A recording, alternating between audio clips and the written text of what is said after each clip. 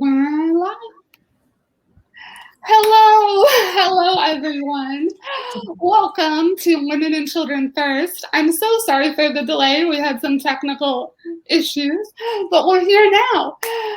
My name is Sarah, and I'm the co-owner of Women and Children First. We're one of the last feminist bookstores in the United States, and we're so excited for tonight's discussion with Michelle Dester and Karen Hawkins in honor of Michelle's new book, Ida Be the Queen.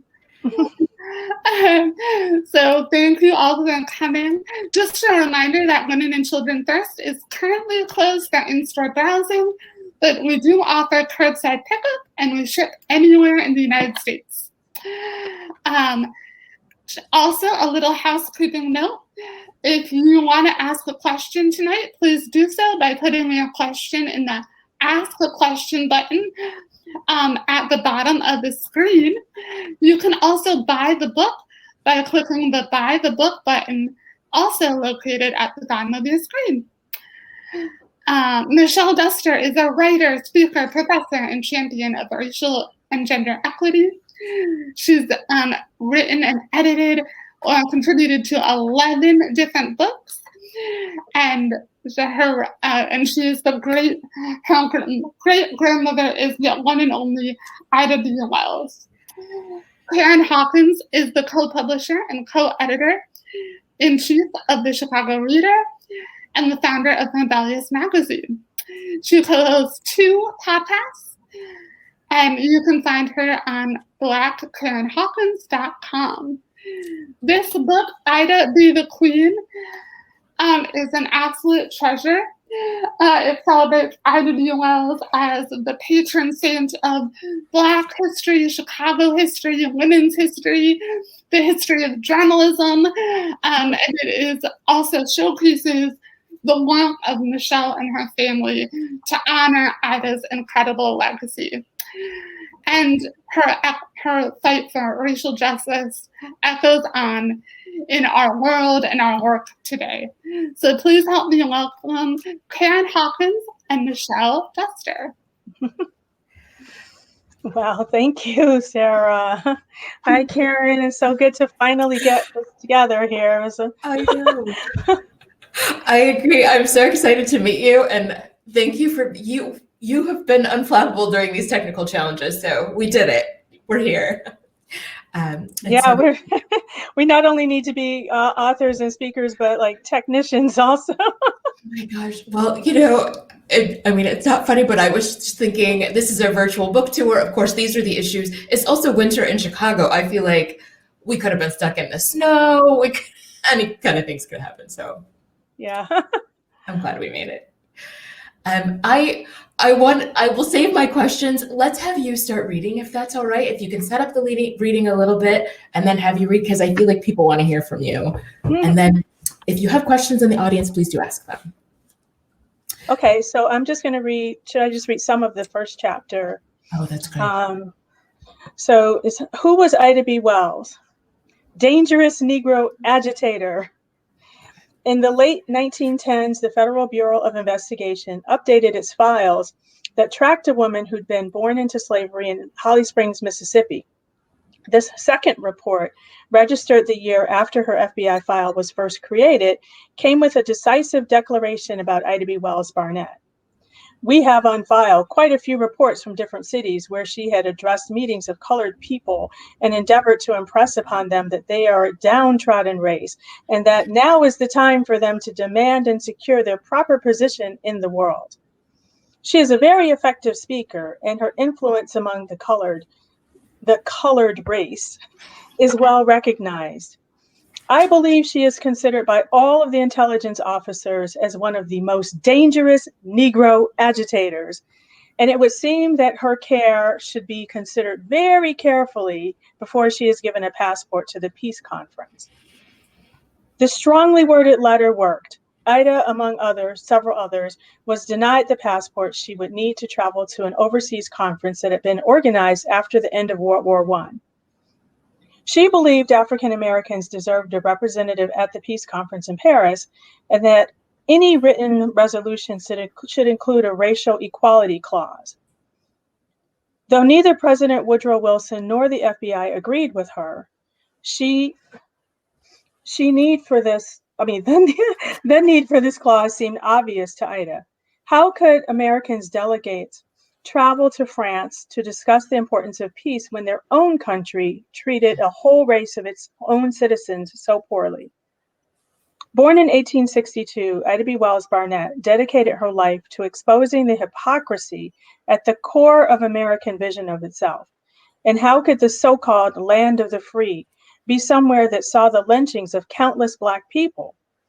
How could a country that called itself a world leader be so far behind others in its treatment of women?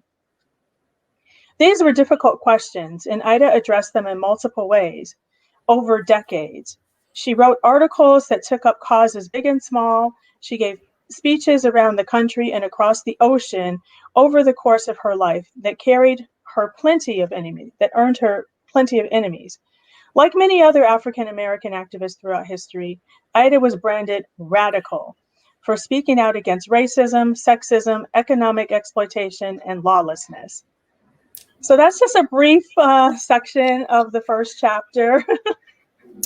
I love it. And it's so striking that if you opt in and opt out some of the language, you could say that today. I mean, you could say almost all of that today. And some of us are being branded that today. So thank you so much for sharing that. And I hope it gives people in the audience a taste of what the book is and what it says about Ida. So I appreciate also, I feel like it's either that first chapter or the second one, you also get into how you connected with Ida. And I don't know if you can talk a little bit about that. I really appreciated how you wove your own story into her story. Right. Well, I mean, I grew up knowing that my great-grandmother was Ida B. Wells. She was my grandmother's mother. And I knew my grandmother very well. And my grandmother would talk about her mother every once in a while, just kind of sprinkle it into conversation. But I don't think that I really truly understood the magnitude of what my great-grandmother achieved until I was around the age that she was when she did some of the amazing things that she did, as far as, like, for instance, when she sued the railroad. She sued the Chesapeake, Ohio and Southwestern Railroad because they asked her to leave the ladies' car when and go to the colored car. And it was supposedly separate but equal, but it was not. And so she sued on the basis of that. And she did that at the age of 21. So when I was 21, I was like, am I ready to sue a railroad? That's when I was like, whoa, that was kind of a big thing to do at that age, But when you're 10, 21 seems old, right? Of course, yeah. Ancient. Yeah, and so you discovered that she has done this amazing thing, jeopardizing her own safety, her own livelihood, of course, all the things that go along with taking on a railroad. I don't know if you can talk a little bit about, like, realizing that she had done that and then realizing she was this international figure. And I will frame it this way, that I was a journalism major at the University of Illinois, and I did not learn of Ida B. Wells until I was in an Afro-American studies class. Right? That tells you how old I am. It was Afro-American studies at the time, and I feel like she was not part of the journalism curriculum. She was not part of how we got taught, even in high school. So I don't know if you can talk about, like, your personal discovery and maybe realizing that you hadn't learned about her in other contexts of your life. Well, that was part of the reason why I wanted to write Ida B. the Queen, especially now, because I wanted people to be exposed to her story and be inspired by the work that she did as a suffragist and a journalist and a civil rights activist and a social worker and an organizer and a mother and a wife. I wanted people to be inspired by that at an earlier age, because I've met so many people that have said the same thing. They didn't learn about her until they were in college or in graduate school and getting their PhD, So I'm like, well, can people learn about her when they're 10? So I just wanted to create something that exposes her to a broader audience at a younger age. Absolutely. And I'm curious about what you hear from people about her. I mean, I think you can see in the chat how excited people are about her, but what do you hear from people any 10-year-olds, 21-year-olds about her that keeps you inspired? Oh, well, people are inspired by her courage, by her convictions, by the fact that she was brave enough to speak truth to power, that she exposed the truth. She used journalism as activism, and she believed that she had the right to all of the things that this country is supposed to be about: life, liberty, and the pursuit of happiness for everybody. She considered herself to be an American citizen, so why not have citizenship rights when it comes to the right to vote? And pursue every opportunity that there is in this country. Absolutely. And I will take a step back for just a second. I think I said this on Twitter, I've been all capsing about this event all day. I'm so excited to meet you and to get to have this conversation with you. And when I was reading the book, when I got to this poster behind me, I squealed. So this poster behind me, I don't know how well y'all can see it, but it's about the groundbreaking for the Ida B. Wells homes in Chicago. It used to hang in my office in the Chicago Reader in Bronzeville. And I bought it from my office because we were down the street from where Ida B. Wells homes was. And that is where my parents met.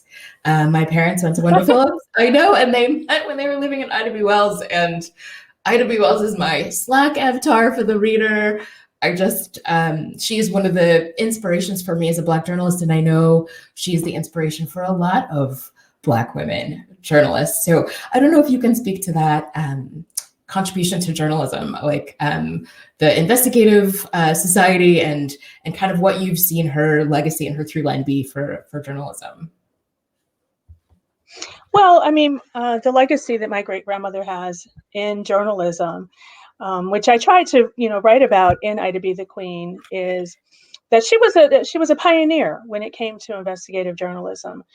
She was what's called data journalism today, where she chronicled names, dates, locations, and rationales or reasons that were given to justify lynching people. And so that's really great that she did that, because that left a record for us today, to know exactly how many people and what kind of ridiculous excuses that were given to kill people. But also she was building a case, for to change laws and implement policies and to stop mob rule. And so she used information that was indisputable facts in order to affect change. Mm-hmm. No, thank you for that. So I don't know if you can talk a little bit about, you touched on this a little bit, but so why now? Why do this book now? I know you've written about her before, but why this particular book at this particular moment in time?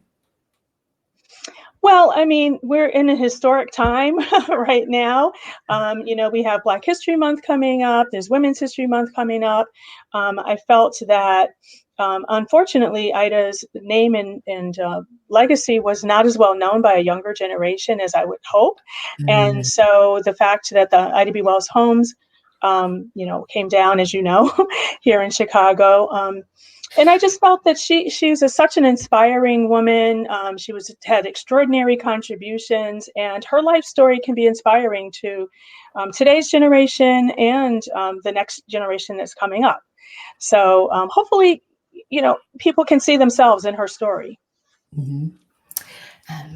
Looking at my questions. So what's something that that struck you as you were researching this book?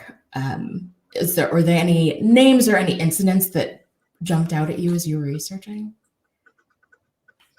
One of those things that kind of struck me are small moments, and one that really kind of resonated with me was how my great-grandmother Ida B. Wells confronted a pastor who she heard was making remarks that would negatively reflect on her. And instead of just kind of accepting that, she literally confronted him and told him that she heard what he was saying and asked him to rescind what he was saying. Not only did she demand that, but she wrote the apology for him and and asked him to say the apology in public in his church. And she was in her mid to late 20s when she did that. And I was just like, whoa, like, so she was one of those people that would just nip things in the bud, like confront you straight, like say it to my face. You kind of person. I'm like, all right. You know? Right. We all know those people. We're all inspired by those people, you know, and I do want to stress that this was really at her personal safety, the risk of her personal safety. This was not, you know, she did not get to hide behind Twitter and lash out at people. Like, this was literally in people's faces. She literally, you know, was run out of several places. I want to stress that, like, how dangerous it was for her personally to be doing these things. Right. And yeah, I mean, just the fact that she was willing, she confronted people head on. No, I mean, that's one thing that she's well known for. And I always grew up knowing was that she was a no nonsense person. She really had strong conviction of what is right and wrong. There was like no gray area. And she would, you know, confront people. And that's what some people found difficult about her. You know, because she wasn't like soft-spoken and, you know, genteel. She was like, let's bring it. I love that so much. And I want to make sure we do get to audience questions. And Sarah, if you can say in the chat if we need to still close at 7 or if we have a little extra time, please do let me know in the chat. You know, one thing, of course, that struck me also is her willingness to take on, like you said, this pastor who was saying things that, you know, say it to my face. How willing she was to. She was like you go say what? How willing she was also to take on not just racism in the broader community, but sexism in the Black community and getting passed over for things for men. And I don't know if you can speak to that. I feel like a lot of us are encouraged to put our Blackness first and put our womanhood second. And, you know, you're just supposed to take it. Whatever men say to you in these situations, you're just supposed to take it. And I don't know if you can speak to that. Her willingness to take people on, even in her own community. Oh, she had absolutely no problem doing that. In fact, I was shocked when I read some of the things that she would do.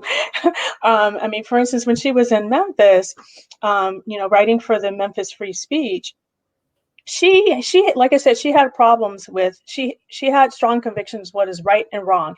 And she held people who were in leadership positions to a very high standard, and specifically ministers. And so when she found that ministers were doing certain things, I could not believe she would do this. She would literally publish names in her newspaper of, you know, different, you know, behavior that she found to be questionable. And I'm like, wow, like, so don't get on her bad side because she would put you on blast. I love it so much. Well, and it also, you know, I feel like we have a lot of truth tellers in the press today, right? But I feel like it also speaks to one of the things that struck me that I got nostalgic about reading was how much Black press there was at that time over her lifespan. Like the Black press was not a marginal thing in people's lives. It was really how people got all of their information.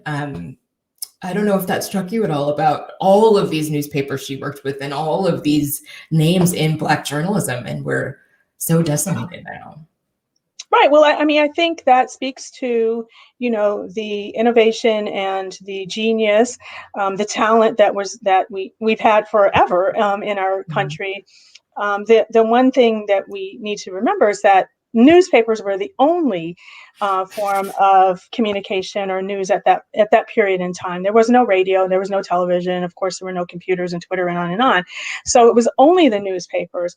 And some of the newspapers were smaller, very localized, but it just shows that Black people were very interested and innovative and creative and entrepreneurial to tell our own stories.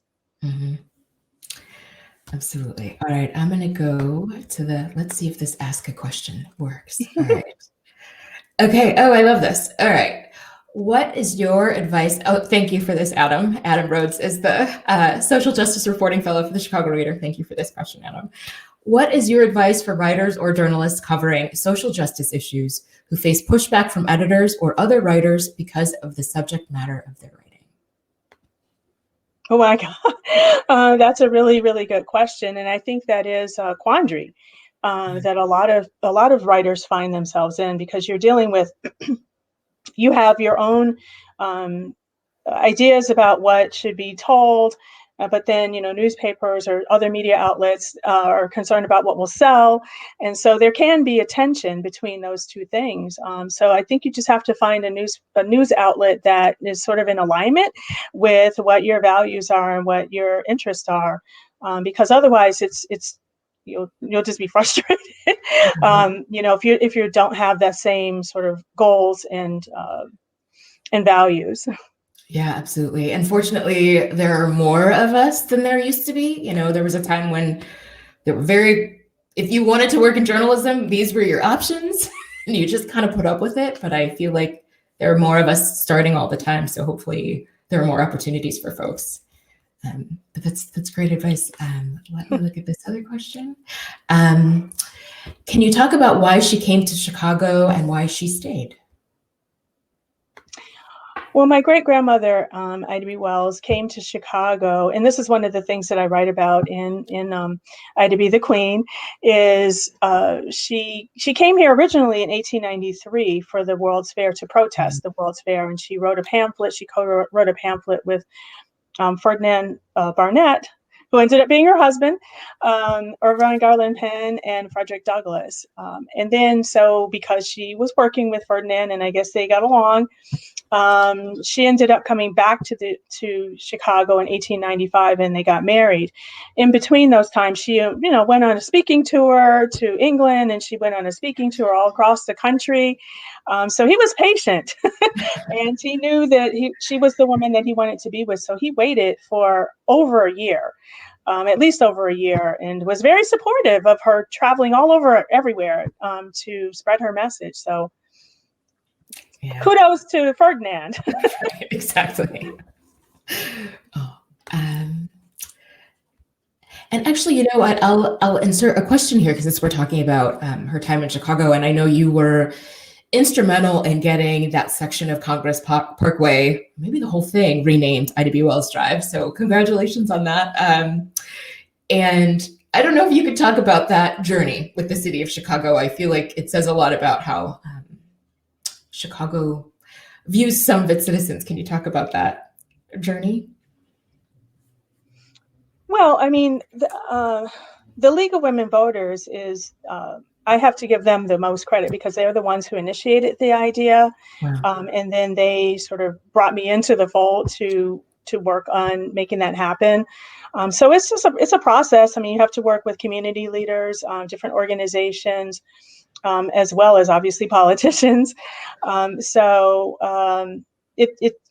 worked very closely with Alderman Sophia King, and then she brought in Brendan Riley as a co-alderman, because Congress Parkway, it's interesting, like one side of the street is the 42nd Ward and the other side of the street is the 4th Ward. So it had to be like a co-sponsored bill in order for that to happen. So I mean, that was not the original street, but actually we ended up with the best street. Absolutely. Yeah, I remember right when that first happened, I used to take the 4 bus down Michigan Avenue to get to the reader offices, and like how excited my 4 bus driver was to say it, because I guess it wasn't on the we didn't have the CTA guy yet saying it, so it just really struck me, like he was just so excited.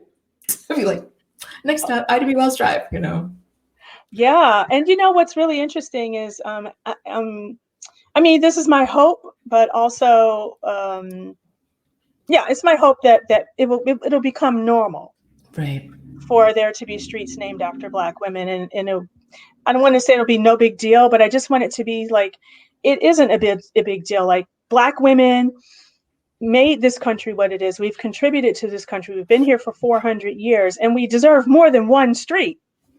Right. This is a start. Exactly. Well, I mean, in the country and in Chicago, how many things we've accomplished in Chicago. And I know you've also been working on the monument in Bronzeville. Can you talk about like the status of that and maybe what folks can do to kind of push that along if there's anything folks can do? Right. I've been working with this committee since 2008. Barack Obama wasn't even president when we started on this project. That's how, like, so this is a testament to tenacity. Hello, these things don't happen overnight. Yeah. Where we are in the project now is it's being created right now. Richard Hunt is the artist, and it is in production. So as soon as I know when we'll actually install it, I'll definitely let everybody know. But as far as how people can maybe be involved, is that there will be a second phase to the project, which will be different pieces along Langley Avenue between 37th and 39th. And so anything that people contribute now will go to pay for that, those smaller pieces. Okay, that's wonderful. And if I think my sister just put something about it in the chat, but yeah, Val, you are the best. But yes, if you want to get more information about what Michelle's referring to with the memorial, we'll put it in the chat. Let's see, another audience question that I know I didn't get to. Oh, I like this question. All right, who shaped Ida B in her youth? Oh, Karen. So from what I gathered, the person that she mentioned the most was her father. I'm sure her mother had a great influence on her as well. But as far as it seems like from a political standpoint, and as far as sort of being an activist, I think her father was a big influence because he was involved in politics. He would, go to meetings. He exercised his right to vote right after the Civil War ended, after the 15th Amendment. And so they would have political meetings at their house. Ida was encouraged. She was the first generation out of slavery to have the opportunity to become educated. So she would read the newspaper to her father and his friends. And so when you put all of that together, it kind of makes sense as far as how she was comfortable speaking in front of men. And she was comfortable speaking, comfortable having ideas about politics and about rights and civil rights. And so, yeah, her father seemed to have a very strong personality. Mm-hmm. I love that. That's a good, it gives you a good context for who she was, that she, like, that it's always been part of your family. And I feel like it's part of your family now. I feel like it's important for people to know that. So looking at my questions, and like Sarah said, please do put yours in the chat if you have them, and the ask a question if you have them. So I guess one question, if for folks who maybe feel overwhelmed by all of the things going on in the world, I think it's, I feel even overwhelmed reading about all of the things that Ida did. Like you said, social worker, activist, journalist, speaker, all of these things. If you can talk a little bit about, if people are feeling overwhelmed by all of the things going on in the world, what's your advice for crystallizing how to get involved, or how to move the needle and maybe in our own communities? Well, I mean, I think that my great-grandmother, Ida B. Wells's legacy, it can be a little overwhelming. It just seems like she was a superhero who, never got tired, and that was one of the things I always wanted to know about her was, did she ever get tired?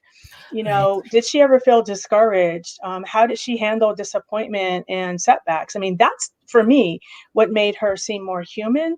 And that's what I was kind of always seeking out. And that's why when I was working on this book, I read through her diary. I read through, some of the writings that she did when she was on her speaking tour in England in 1894.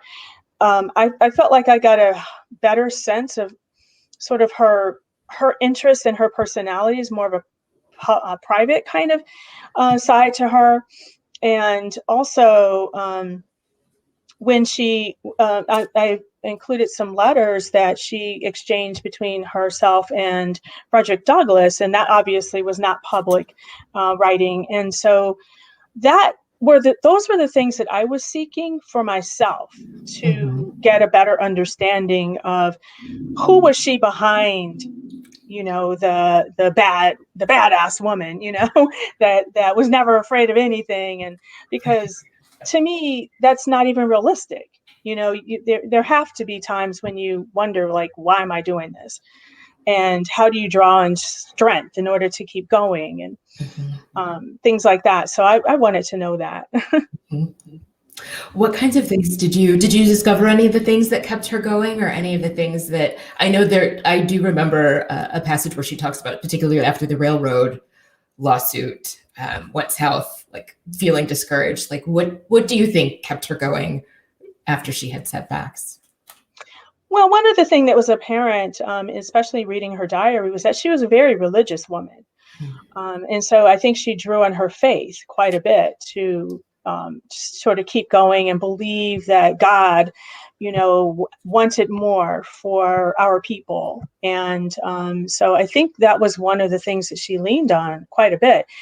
She also, as she grew into her career, she had mentors. I mean, Frederick Douglass was actually one of her mentors.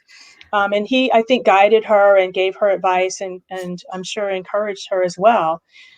So, she had contemporaries, and I mean, for instance, William Monroe Trotter, they worked together quite a bit.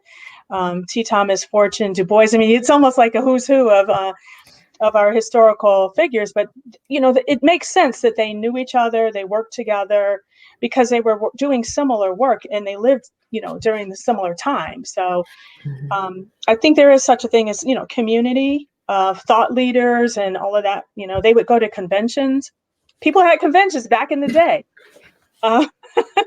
And so you would have these gatherings where, they would have discussions, and I'm sure encourage each other. Yeah. Can you talk a little bit about the book title? I realized we haven't talked about it. Why is right? So the title, Ida B. the Queen, The Extraordinary Life and Legacy of Ida B. Wells. So one of the things I discovered when I was researching for this book was that there was a poem called Queen of Our Race, which was written by Bettiola Fortson after Ida famously integrated the 1913 suffrage parade in Washington, D.C. And so the fact that somebody who lived during her time viewed her, in that way as a queen of our race.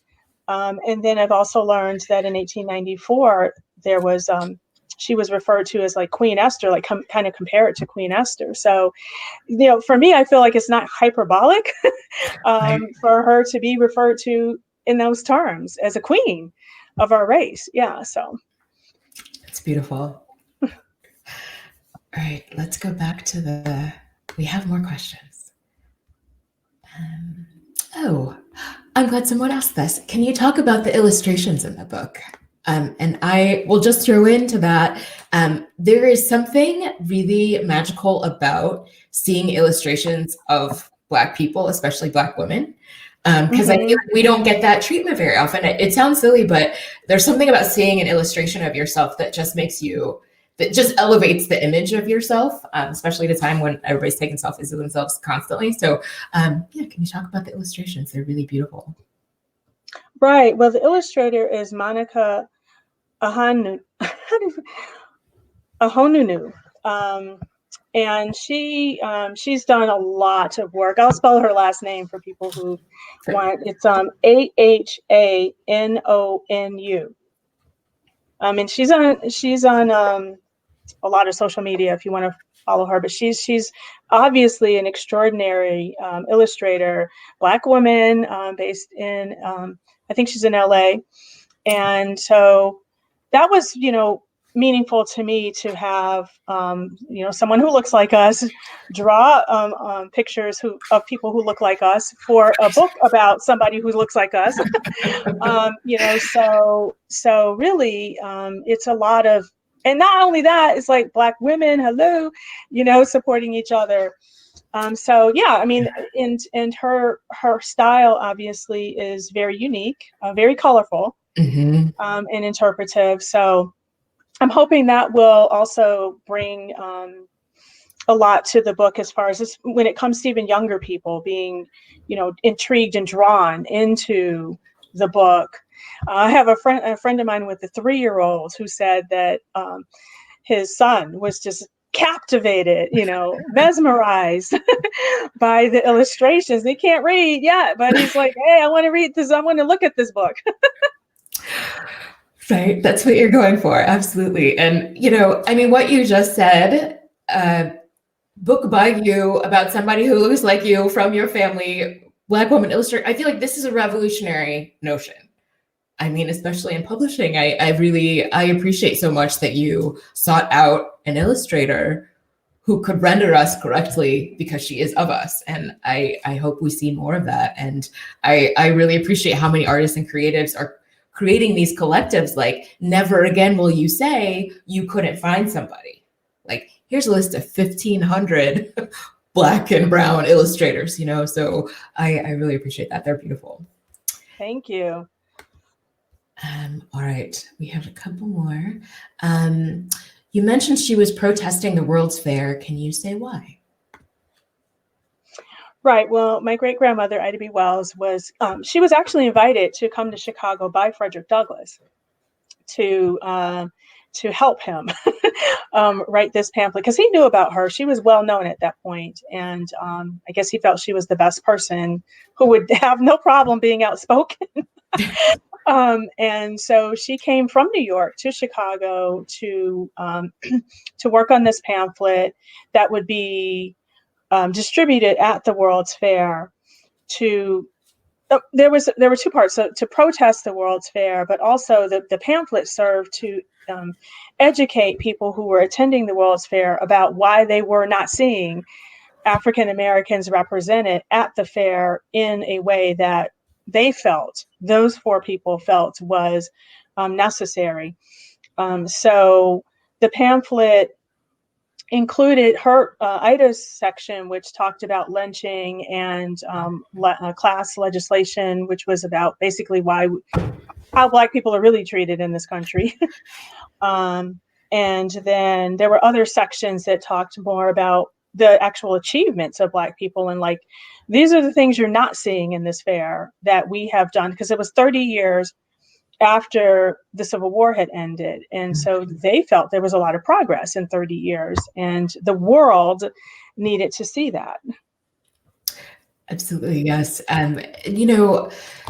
So the context that I learned about Ida in was the notion that she really helped inspire the Great Migration, that this notion of describing to people, tracking these lynchings, like you said, documenting them, documenting the crazy reasons people had for why they were committed, really helped spur people like, you don't stay here, you can just go, right? I don't know if that's your impression too, that this was this really helped to paint a picture for Black people of a world potentially in the North. We know what happened when we all got here, but of a different world for themselves, of a different economic future for themselves. Right. Well, in 1892, after Ida's 3 friends were lynched for basically being business people, owning a business while Black, that rivaled a white-owned grocery store.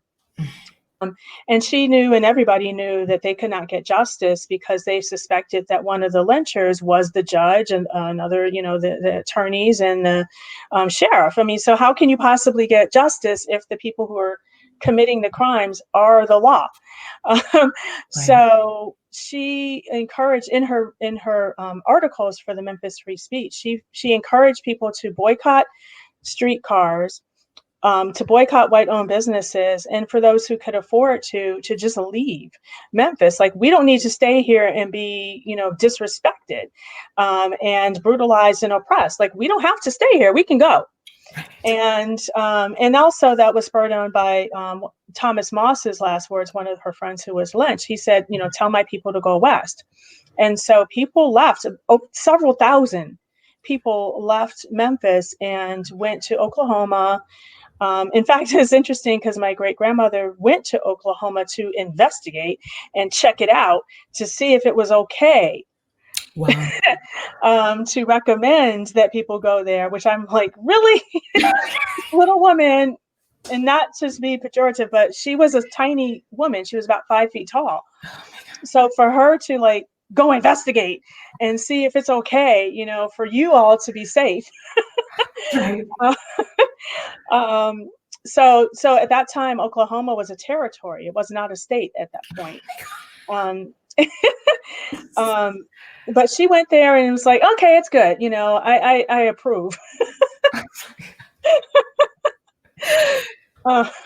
So people went to Oklahoma. They also went farther west, like out to Colorado area, Los Angeles. I'm not sure at that time how many people came north. It was more like they were going west. I see. Okay. Yeah, that is wild to think. I mean, it really was the Wild West at that time. Mm-hmm. All right, let's see. Another question. This is an interesting question. What do you think Ida B. Wells would think of the racial issues we face today? Well, considering the work that Ida did when she was here, I mean, I can only guess that she would be slightly disappointed, considering that she spent 50 years of her life fighting for, justice and equality. And here we are 90 years after she died, still dealing with police brutality and mass incarceration, the killing of unarmed Black people. So those things, I can guess that she would probably be a little disappointed that, her great-grandchildren, and now they're 2 generations after me. So we have three triple great-grandchildren, and they have to worry about being racially profiled. I mean, I have little cousins that are 13, 14-year-old boys who are great-great-great-grandchildren. And this is what we're dealing with, so I think she would be happy that we have progressed to some extent. We've had, a Black president, we have a Black female, Black Asian female vice president now. So that's progress, considering that she ran for office in 1930, only 10 years after the 19th Amendment. Wow. So it's kind of a mixed bag. Right, exactly. What's your sense of how her story is presented in history books? I don't know if you have a sense of it. I know you're also an educator. I wonder how much of that spurred you writing this book at this time. Well, I mean, a lot of the history books in general, I think, gloss over the history of Black people in general, Black women specifically, any women specifically. From what I understand, about 3% of history textbooks include women that of their own accomplishments. A lot of the way that women are presented in books is their relation to, they're somebody's mother, they're somebody's wife, but their own accomplishments are not, well documented. And so this past year, 2020, there was a lot of effort, at least within the academic community, to tell the stories, especially of the women, more than 5 women who were involved in the suffrage movement. And specifically, let's tell the stories of the women of color who were involved in the suffrage movement. So I'm starting to see more of a push to make to fill the voids of what are left out of the history books. Which is heartening, but yeah, I feel like we see all of this attention around an issue and we think like, oh, it's fixed. But then you hear a statistic like that, right? Like, no, it's not fixed. It's not really that much better. This is a semi-frivolous question. Were a movie to be made about Ida, who would play her? Have you cast me? In your mind? I would. Don't I look like her? No, I'm just kidding.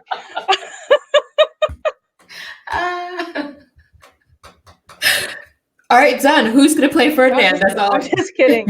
I don't know. I mean, there's so many talented actresses, you know, and I guess it would depend on what age, you know, that she would be played. But I think there's so many people that could do her justice. I love that answer. Let's see, we've got another one. We've got another one in the chat. Let's see. Can you tell us more about her involvement in the women's suffrage movement and how she faced pushback from some of the other leaders in the movement than we end up hearing much more about today, Sorry. So we hear more about these other folks in the suffrage movement. Can you talk a little bit about that? Well, I mean, part of the reason why we hear so much about some other women in the suffrage movement is because they created their own narrative. There was the substantial documentation that was written by certain people that kind of elevated themselves into the history books. And so it was false information by omission. Right. And so, you know, so now here we are 100 years later, creating more work today that's telling those stories about the people who were left out of those documents. And I mean, unfortunately, sometimes when certain things are created, and then you have subsequent generations use those as sources, as you probably know, like in the academic world, then it can create problems because you're kind of perpetuating a false sense of what the history was. So now people are unearthing those things, and really, I mean, there's a lot of scholars out here who are doing amazing work, looking at, you know, minutes of meetings that there were. Just to really, I mean, not to give a lecture, but one of the things that makes it tricky when it comes to Black women in the suffrage movement is that Black women were working on more than one issue at a time. Right.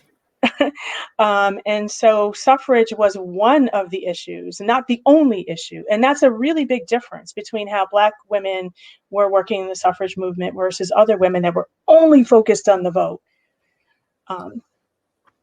And who had help raising their families, and who, you know, just had more resources in general. Absolutely. I want to be respectful of the time. And let's see if I got all the questions in the. Y'all are asking great questions, so thank you.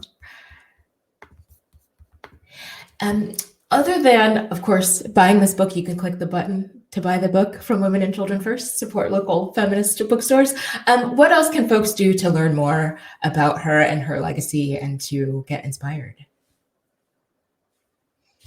Wow. Well, obviously, get a copy of Ida B. the Queen, which will hopefully, you know, give a nice overview of not only her life and legacy, but also how she fits into the 400-year history of African-American resistance and progress in this country, as well as how her legacy is connected to today, who's kind of, you know, benefiting in continuing her work. She's included in several museums around the country, including one in this city.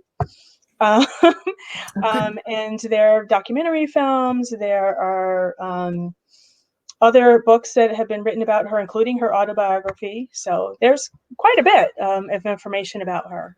That's wonderful. We've got one more question. Let's see. What do you hope that people take from Ida's legacy and her work? Well, I hope that people are inspired by, first of all, I mean, I've gone down the list of all of her accomplishments. I mean, journalists and civil rights activists and suffragists and social worker. But I hope that people get a sense of for themselves of like, you can actually be multifaceted. You can be multidimensional. You can have, you know, kind of follow your dreams in your heart. Because one of the things that struck me about her was that she started her journalism career as like a side gig. She was a teacher and she was writing on the side. And you see where her life went. So to me, that's like a testament to how you just want to follow your dreams, follow your heart, follow what you're interested in, because it'll probably, ultimately have you go down a road where you're doing something that's that you're interested in, that you're good at, where you have talent, and it'll all kind of work out in the end. Well, and I love that she also had this role as a social worker and was very hands-on and had this space for her clients. And I feel like, yeah, she was both an observer, but she was also hands-on in the work. And I feel like that's also very inspiring. Well, yeah, I mean, one thing that inspires me is how she, I've made up my own term. I call her a class straddler. Yeah, because she interacted with people from the President of the United States to prisoners. Mm-hmm. She literally went inside of prisons and interacted with and advocated for individual prisoners. But then she also went to visit 2 different presidents and everybody in between. So to me, that is just so, I love that about her, because she wasn't limiting herself into who she would interact with or what communities that she would associate with. She believed that everybody was important, and I think treated everybody with the same level of dignity. And that is one thing that was passed down in my family, that, nobody's above you, nobody's below you, we're all human. Mm-hmm. That's beautiful. All right. I think we've got 2 more questions. I'm going to look in the chat and then I have one last one for you. Oh, I like this one. What is your favorite story about her that seems to reveal the woman behind the myth? Well, I mean, I shared the story about her confronting the minister, which is absolutely one of my favorite stories. The other one I started the book with, which was her, being visited by the FBI agent and her not being intimidated at all by them. And it almost seemed like she dared them to arrest her or, charge her with treason. And I just love the fact that she didn't care. She was like, take me. She actually said, if you want to arrest me, go ahead, do it. I dare you. A double dog dare you. And they were like, okay, we'll leave you alone. Sorry to bother you, ma'am. Yeah. Just fearless. I love it. All right. So my last question for you is, what are you working on now? I mean, other than a virtual book tour for a book that you just wrote, are there any other projects you're working on that we should keep an eye out on?